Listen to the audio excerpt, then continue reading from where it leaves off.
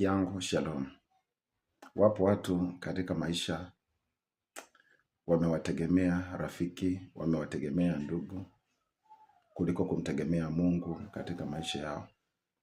Yuko tayari rafiki amtumie kufanya uovu au amfurahishe rafiki katika maovu ili yule rafiki aweze kumfanikisha au kumpa favor fulani.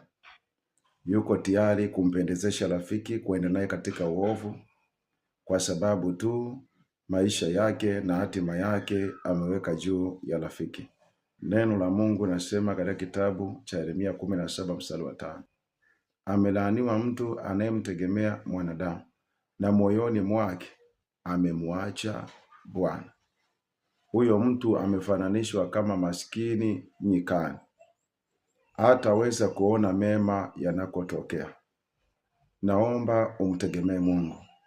Huyo mwanadamu unayemtegemea anayekushawishi kuenenda kwenye uovu, umeweka maisha yako kwa mtu, umeshindwa kuwa msaada kwa watu, umemtegemea mtu katika maisha yako, huyo mtu atakufa, huyo mtu ataondoka, huyo mtu atafilisika. Ipo siku utabaki peke yako rafiki yangu.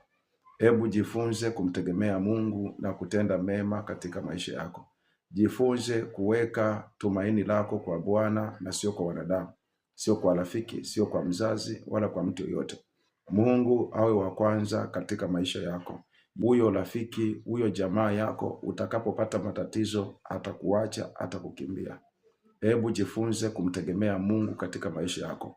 Mueleze kwanza Mungu shida zako na matatizo yako kuliko kumweleza mtu mwingine. Jifunze kwa mvumilivu na kumungoja Bwana aweze kubariki kuliko kwanza kuwapendezesha wanadamu na kuweka tumaini juu yao na kuanza kukutumikisha kutenda uovu. Wanadamu watakufa, wanadamu wataondoka, watasambaratika, lakini Mungu atabaki kuwa Mungu. Shalom, Mungu akubariki sana. Usisahau kusubscribe.